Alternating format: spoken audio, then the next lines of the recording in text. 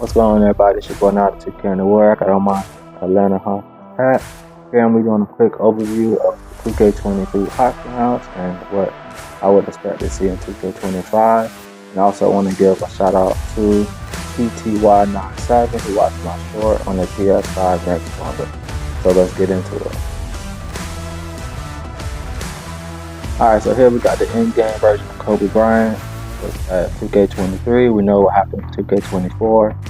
We did not get a Kobe Bryant card as a collector level reward, and the community was never given a reason why. So we will see in-games for 2K25, and I hope that they go back to the way they did in 2K23, where the in-game version is the best version of the card as far as animations, badges, and also improved jump shots as well. So this hollow Kobe Bryant here and a card art is nice. So we're gonna just go over the auction house and what I would like to see in 2K25. Give me the like, comment, and subscribe as well. Let's check out some of my shorts that I post throughout the week as well. I'll be doing 2K content, college football 25, and Madden 25 content as well. Alright, so right here we're going to look at what can be sold in the auction house, which is player cards, franchise, which deal with like coaches and jerseys and floors, arenas, playbooks, logos, ball cards as well, and then consumables, which would be badges and shoe boosts and shoes. So next year there won't be any shoe boosts, but there will be takeover cards, so hopefully those will be auctionable as well. They can also do a cap on those. Alright, so as far as players go in 2K23, there were auctionable cards as well as unsellable cards as well. So they did both. So hopefully we will also see that again in 2K25, but we want all cards to be accessible to all players. So whether if you spend money on the game or you don't, if you grind the game, you have $1 million MT, you should be able to buy whatever card you want, and it shouldn't be just tied behind the gambling system. Right, so the main thing we want is access for players, and sniping will be allowed in 2K25, so that's a huge plus and benefit. And I think with 2K, they're kind of going to go the route that Madden went this year with capping how many auctions you can have at one time. I believe you start off with maybe 10 or 20, and as you level up, you get more.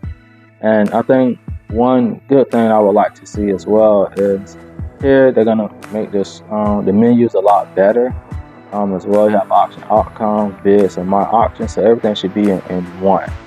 Alright, but I just want to go over here. So auction outcomes, I just sold a few cards recently, and you can see that all these cards they sold, so people are still playing 2K23 for whatever reason, and so this can increase your MT amount throughout the year. So that's one way. So the quick selling the card, you can put the card on the auction house and make more. So like for instance, if you pull a duplicate dark matter, instead of quick selling for 3,000 MT, you may be able to sell it for maybe 50,000 or 100,000 MT. You can go buy another player you want, or just put that back into the pack market and repull packs.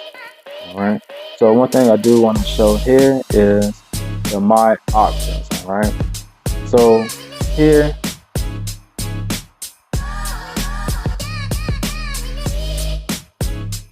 alright. So here they have 3 options for selling cards. You got 4 hours, 12 hours, and 24 hours. So what I would like to see as a casual, no money spent player, I may not have 4 hours to play the game or 4 hours to sell the cards. I like to see this knocked down to 1 hour. You put up a card for 1 hour and it sells. I know Madden and college football, they both have a 1 hour block period where you can sell cards. So 2K should, in my opinion, follow their route on that.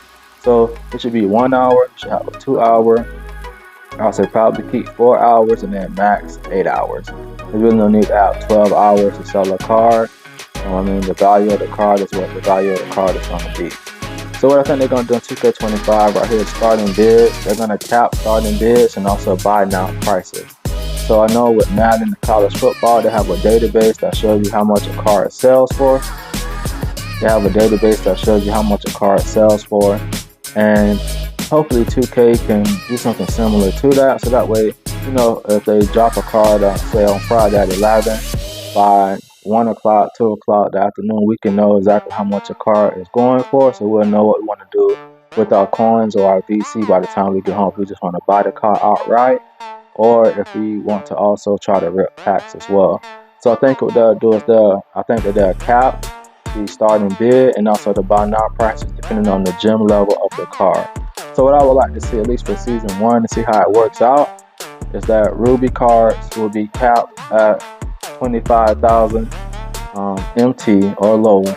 And then for the higher tier cards, the amethyst or diamonds, maybe 100,000 or 200,000 MT would be the cap price. I mean, if they want to let them go higher than that, just want to see how this whole zero tolerance policy works out as far as people buying MT. So one reason that 2K was against people buying MT, of course, is because they lose money. All right, number one goal of a business is to make money and to make profits. Okay, so what happened is you had like a lot of Chinese buys, you had a lot of different things going on. People were buying MT illegally, and then 2K was not making money from that. So they decided to get rid of the auction house, 2K24, and do what's called the player market. All right, so I'm also going to cover the player market in this video as well. But I'm gonna just go ahead and put this card up for 1,000 MT, and somebody can get them. All right, so then once your card sells, you go to auction outcomes, and it shows you everything there. You can redeem it. All right. The main thing that all players want is access to cards. Okay, with this being a card collecting mode, it's called My Team. So you want to be able to improve your team the way that you would like throughout the year. Okay, and even with Madden and college football, they have lock-ins as well. So 2K, I think you may see more lock-ins based off of this. So we'll see what happens throughout season 1 and see how this is monitored. Alright, so now I'm on 2K24, just showing you what the player market looks like here. So I'm just going through a season 1 drop. Okay, so they did do lock-ins. So lock-ins cost about 1 million MT. And I think the MT level for 2K25 was great. I mean, you could play the game, you could get MT, but it also made MT not as valuable as before. So I hope in 2K25 we can still get the same amounts of MT and we're able to enjoy the game. But here we just kind of go through these cards here, quick glance. And what I think that they'll do is like with the amethyst cards. So these were the highest cards in season 1. Okay, and I think what they'll do is if they bring back the player market as well, they may just put these players in the player market only, so that way they can help control the auction house, and then they can know exactly how much a card is selling for. Now the lower level cards, I thought they would probably do this with the player market as well. It's just allow you to put them in the auction house, and you can either sell them or keep them or rent the card to do agendas. I know in 2K22, 2K23, all the agendas are tied to cards and player packs. Okay, but this year they kind of got away from that. So you really didn't have to open packs to reach level 40 if you didn't want to. So we'll kind of see how that works out as well with level 40 this year as well. But I think overall, I think the return of the auction house is a good thing for my team. I think more players will come back and play. And that's the main thing. You don't just access to cards, okay? Like right now, I still can't get Jonathan Isaac. They made him 100 overall, and they made him an Opal card, but I had to pull packs to try and get him. I mean, he's not the best card in the game, but he's a player card that I really like to play with each year. So even though I played the game all year, I'm still not able to get this one specific card. All right, so as players, we should be able to have access to all cards. And I think overall, I think 2K25 with the hype that it has, I mean, I think a lot of people are going to be playing. So there's going to be a lot more competition. And then also this week, I will also be doing more videos similar to this one, covering the new game modes and the expectations that I think for 2K25. And I think everything will be good.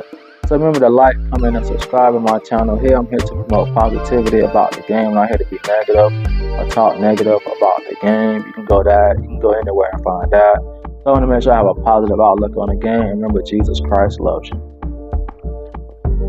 And like, comment, and subscribe. We out.